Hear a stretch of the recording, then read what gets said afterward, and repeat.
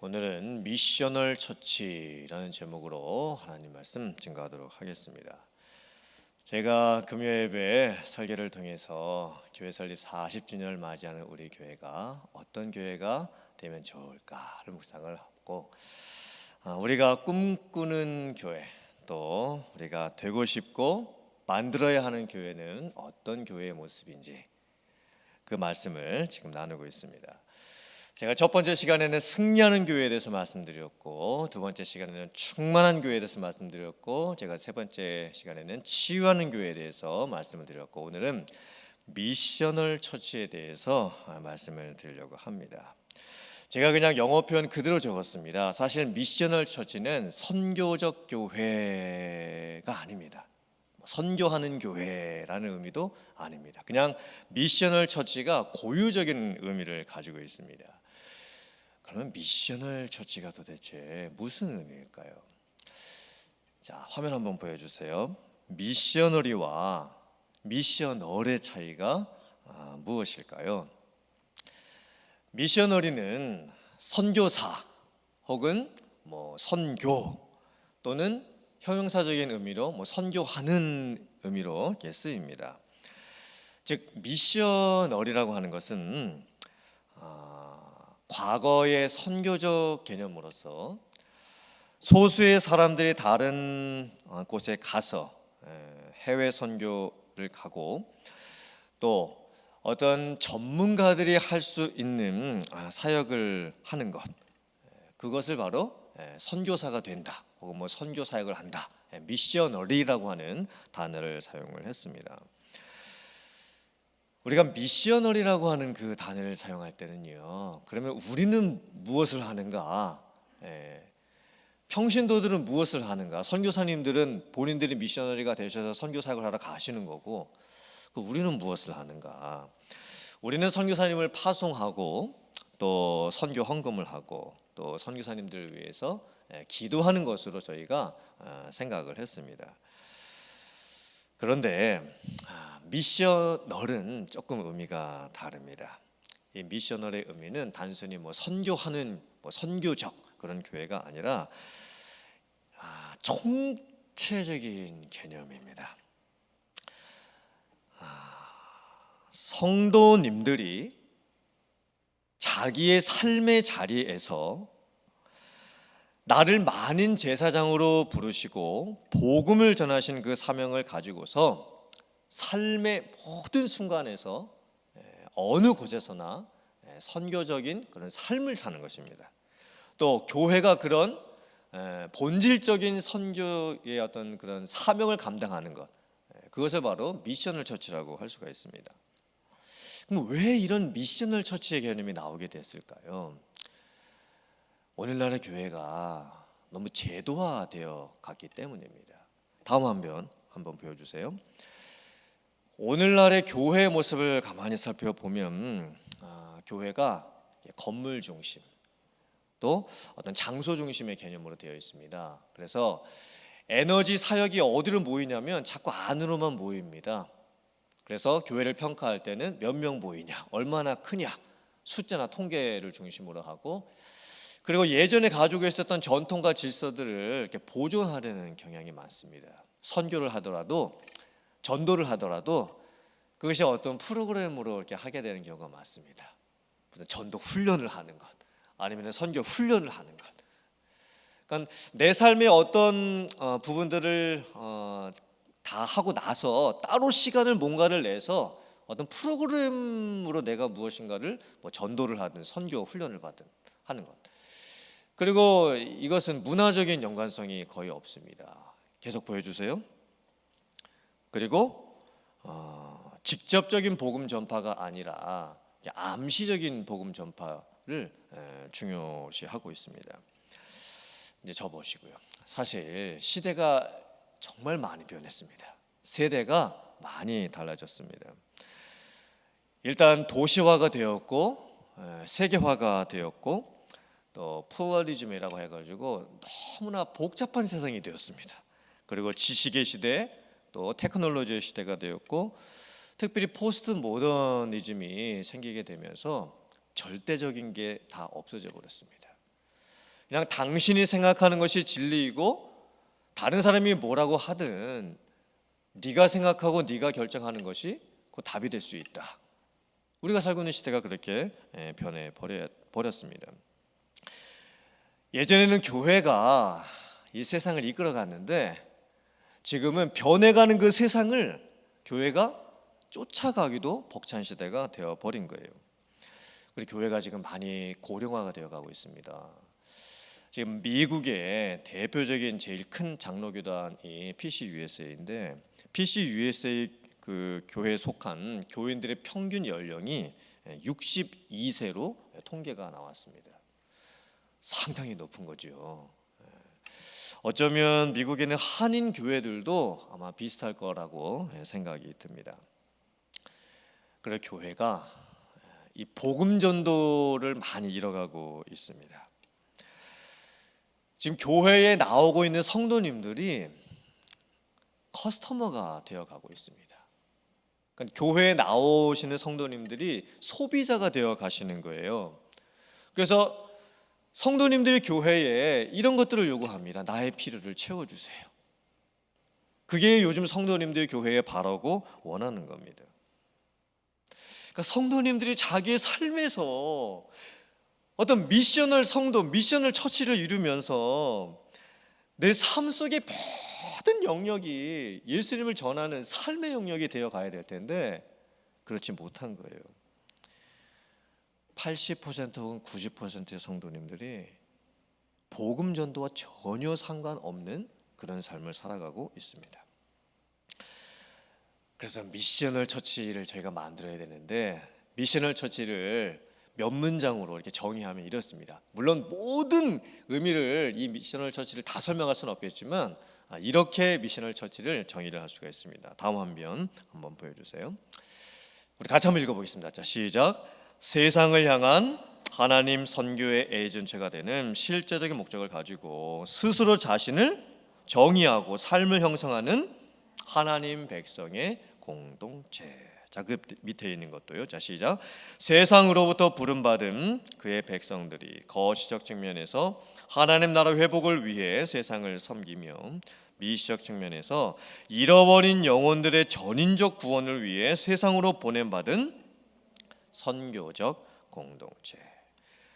즉 미셔널 처치는 뭐냐면 교회의 본질을 회복하자는 것입니다. 교회가 가장 중요하게 해야 될 사명이 무엇인가 발견하자는 것입니다. 그것은 바로 복음 전도입니다. 수평적으로는 성도님들 한 사람 한 사람이 그의 삶으로 흩어져 가서 그 삶에서 영향력을 나타내는 성도가 되는 것. 그래서 이 수평적으로 봤을 때 로컬 처치들이 지역에 있는 교회들이 그 지역에 어떤 선교적인 복음적인 영향력을 주게 되는 것. 그리고 더 지경을 넓히면 이제 문화를 뛰어넘어서 또 어떤 지역을 뛰어넘어서 세계 곳곳에 크리스찬들이 이 글로벌화 되어가는 시대 속에서 영향력을 더 넓혀가는 것. 그게 바로 이 수평적 개념의 미셔널 처치가 되는 것입니다. 그리고 이제 수직적 개념의 미셔널 처치는 어른 세대와 자녀 세대가 연결되어 가고 다음 세대가 이 복음을 이어받고 이 복음적인 삶을 살아가는 것을 교회를 통해서 배워갈 수 있는 교회가 되는 것. 그래서 신앙의 세대 계승이 위로부터 아래로 내려갈 수 있게 되는 것. 그게 바로 이 수직적 개념에서의 미셔널 처치의 모습인 겁니다. 사실 이 미셔널 처치의 운동이 왜 일어나게 됐냐면 사회의 변화와 관련이 있습니다.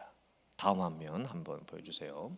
이 미국 교회를 봤을 때 미국 교회의 영적인 흐름이 지금까지 어떻게 흘러왔냐면, 자, 1960년대, 70년대 10년 동안은요 처치 리뉴얼 무브먼트가 일어났습니다. 그러니까 바뀌어야 된다는 거죠. 예수 운동, 척 스미스 목사님 중심으로 갈보리 교회가 이것을 주도적으로 이끌어갔습니다. 1970년대 80년대는 처치 그로스 무브먼트가 일어났습니다. 이때 이제 교회가 많이 성장하고 부흥하던 때였습니다. 그때 이제 로버트 슐러 목사님이 이제 수정교회 같은 교회들을 이제 만들어 가시게 되는 거죠. 자, 1980년대 90년대에는 처치 이펙티브 무브먼트입니다. 시커 무브먼트. 이건 구도자 운동이 일어나는데 이것은 이제 빌 하이벨스 목사님 중심으로 해서 윌로우 크릭 교회가 주도적으로 이끌어갔던 운동입니다.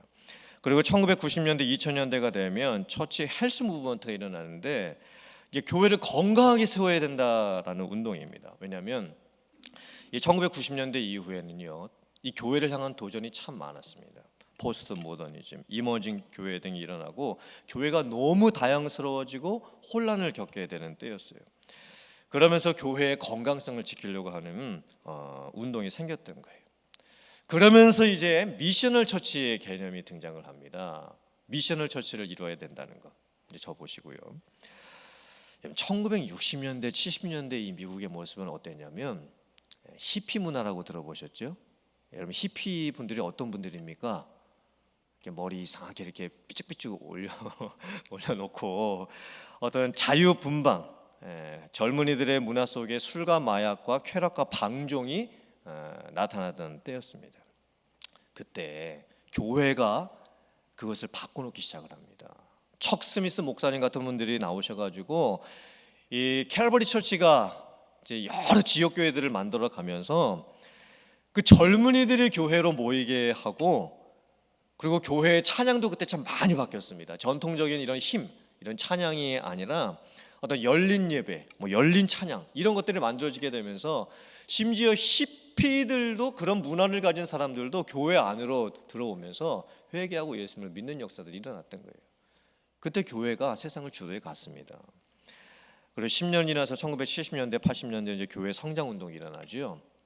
그런데 사실 이때에 건강한 교회 성장 운동도 있었지만 좀 잘못된 의미의 교회 성장 운동도 있었습니다. 그게 바로 로버트 슐러 목사님의 수정교회 같은 모습입니다. 여러분 수정교회 가보셨습니까? 네, 가든 거로 오래 있으니까 저도 가봤었습니다. 정말 그 교회당을 멋있게 지어놨죠. 사실 수정교회는 관광객들이 많이 찾아가는 교회였습니다. 그러니까 예배가 보여주기식의 어떤 쇼처럼 되어가는 모습들이 참 많았고, 세상의 경영학적인 기법들을 그대로 교회 안에 도입해서 교회를 운영해 나갔습니다.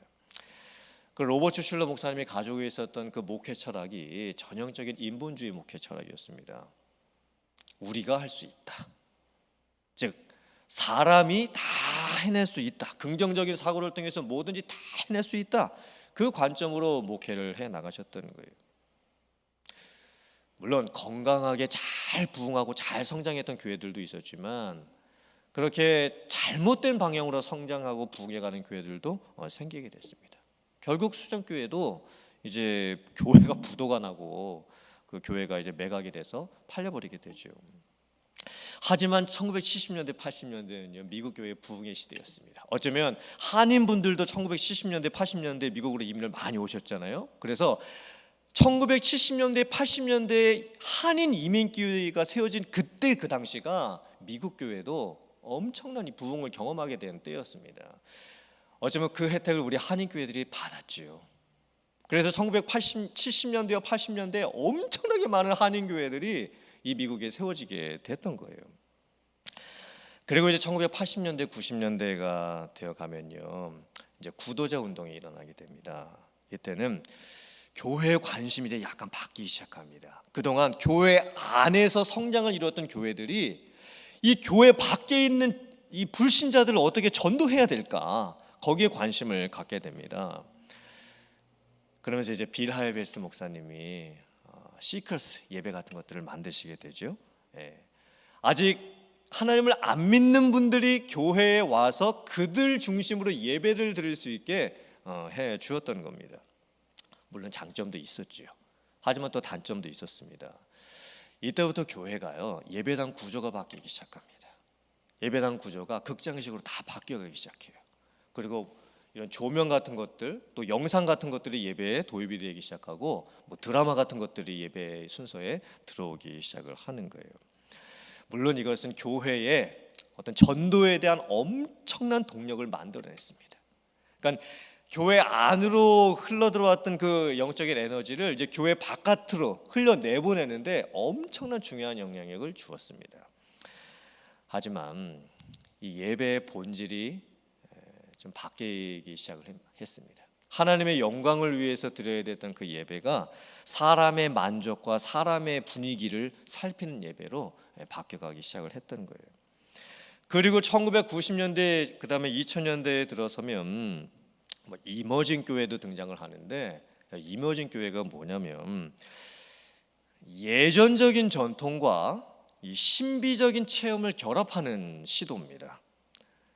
즉 교회 안에서 예배를 드리는 그 순서에 향도 피우고 연기도 나게 하고 불 같은 것도 막 나게 하고 하면서 그 예배를 그냥 단순히 이렇게 자리에 있으면서 이렇게 드리는 게 아니라 눈으로 보고 코로 맡고 귀로 듣고 피부로 느끼게 해주는 그런 예배의 모습들이 나타나기 시작을 한 거예요. 사실 이 이머징 교회는요 이단 시비에 많이 걸리기도 했습니다. 왜냐하면 너무나 전통적인 방식에서 많이 변화를 주었기 때문입니다. 사실 2000년대에 들어서면서요 미국 교회는 무브먼트가 사라져 버립니다. 즉 어떤 교회가 나타나서 주도적인 역할을 하는 교회들이 사라지기 시작을 합니다. 또 교회 담임 목사님들도 정말 이 시대에는 이것이 필요하다라고 생각되어지는 목사님들의 마음을 뛰게 만드는 그런 것들이 많이 사라져 버리기 시작을 했었습니다. 그래서 어쩌면 지난 20년 동안 미국 교회는요 목표를 찾지 못한 채 그저 지난날 교회가 하고 있었던 것들을 반복하면서 지금까지 지내오고 있는 상황입니다. 이런 상황에서 이제 미셔널 처치가 등장을 하는 거예요. 교회가 미셔널 처치가 되어야 한다라고 하는 어떤 교회를 움직이는 새로운 무브먼트가 새롭게 나오기 시작을 하는 거예요. 이 미셔널 처치는 솔직히 말씀드리면 대단한 무브먼트가 아닙니다. 예전에 없었던 엄청나게 새로운 것들을 해보자 하는 그런 무브먼트도 아닙니다. 이 미셔널 처치는요 교회의 본질 회복을 목적으로 하는 것이고 그 교회의 본질 회복은 다른 게 아니라 전도와 선교라는 거예요. 그런데 예전에 했던 식으로 미셔너리가 되는 것 같은 그런 전통적 방식의 선교가 아니라 여러분들 그리고 우리 교회가 미셔널 처치가 되어서 나의 삶과 가정과 직장과 일터 속에서 언제나 어디에 있든지 이 복음을 전하는 어떤 삶을 살아가는 성도가 되자, 그런 교회를 만들자. 그게 바로 미셔널 처치입니다. 그래서 미셔널 처치가 강조하는 몇 가지가 있습니다. 화면 한번 봐주세요. 첫 번째는 선교는 우리의 것이 아닌 하나님의 것이다. 이게 무슨 뜻이냐면 선교는 하나님의 본성이라는 거예요. 그러니까 선교가 옵션이 아니라 어떤 교회의 존재가 돼야 되는 어떤 가장 본질이 되어야 한다는 거예요. 하나님께서 우리를 창조하신 목적 자체가 우리들로부터 찬송을 받기를 원하시는 그 목적으로 우리를 창조하셨기 때문에 세상 모든 민족이 하나님을 예배하게 되는 것, 그게 바로 하나님께서 창조하신 목적이고 그것을 우리는 이루어야 한다는 겁니다. 그리고 두 번째, 교회는 하나님의 선교로 보냄받기 위해서 존재한다. 즉 교회는요 교회 안에서 교회를 찾아온 사람들에게 무슨 서비스를 제공하는 것도 아니고 무슨 상품을 파는 것 같은 그런 것이 아니라는 거예요. 교회는요 보냄을 받았어요. 세상에 보냄을 받았습니다. 우리가 바로 그런 존재라는 겁니다. 세 번째, 보냄 없는 프로그램이 교회에 너무 많다. 즉 교회에 요즘 프로그램이 참 많이 있지요. 또 제자 훈련하는 저로서도 참 이 부분을 가지고 고민을 참 많이 하게 됩니다. 과연 우리는 훈련이든 프로그램을 무슨 목적으로 하게 되는 것인가? 단지 교회를 섬기는 어떤 일꾼들을 길러내는 것이 목적이 되는 것인가? 아니라는 거죠. 모든 훈련과 프로그램의 목적은요 이 세상을 향해서 있어야 된다는 거예요.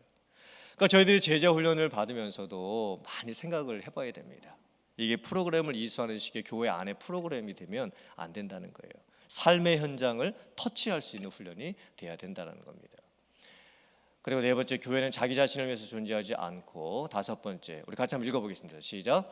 우리는 보냄받은 하나님의 백성으로서 하나님의 통치의 표징, 또 상징, 맛보기로 살아갈 수 있어야 한다. 여섯 번째, 교회는 하나님께서 이 세상을 위해 어떻게 존재하시는가에 대한 해석이며 묘사가 되어야 한다. 조금 내용이 어렵게 좀 느껴지기도 하지만 핵심은 확실합니다. 전도 그리고 선교, 우리의 삶의 모든 영역이 그런 삶이 되어야 한다라는 것이죠. 오늘 성경 말씀을 보면 이제 빌립보 간수와 그 가족이 예수님을 믿고 구원받게 되는 사건이 나옵니다. 오늘 이 말씀이 어쩌면 미셔널 성도, 미셔널 처치의 모습이 어떠한가를 전형적으로 보여주고 있습니다. 오늘 이 말씀을 보면요, 예수님을 전했던 바울과 실라도 그냥 삶이 전도고 선교였습니다. 무슨 시간 내서 전도하고 선교했던 것이 아니었습니다. 그리고 너무 행복하게 그 삶을 살아갑니다. 그리고 예수님을 믿게 된 이 간수와 그의 가족들도 얼마나 그 삶에 변화가 일어나고 그 삶에 기쁨, 행복이 가득하게 되는지 모릅니다. 제가 지금 의도적으로 오늘 설교를 하면서 전도라는 말을 지금 안 쓰고 있습니다. 왜냐하면 이 전도라고 하는 단어를 자꾸 쓰면 자꾸 우리들이 그래, 전도, 의무감, 책임감, 부담감, 이런 것들을 많이 느끼게 됩니다. 그래서 솔직히 교회가 전도하기가 참 어렵습니다.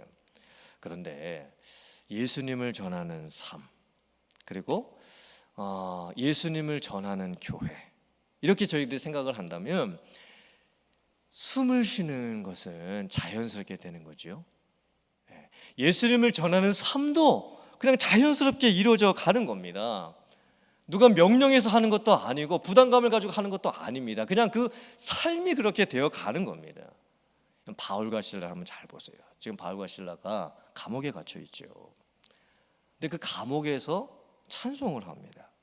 근데 그 찬송을 죄수들이 듣습니다. 사실 바울과 실라가 지금 찬송할 때가 아니죠.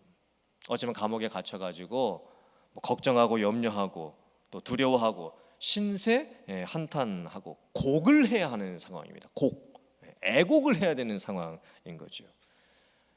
근데 바울과 실라가 감옥에서 찬송을 합니다. 그 찬송을 죄수들이 듣습니다.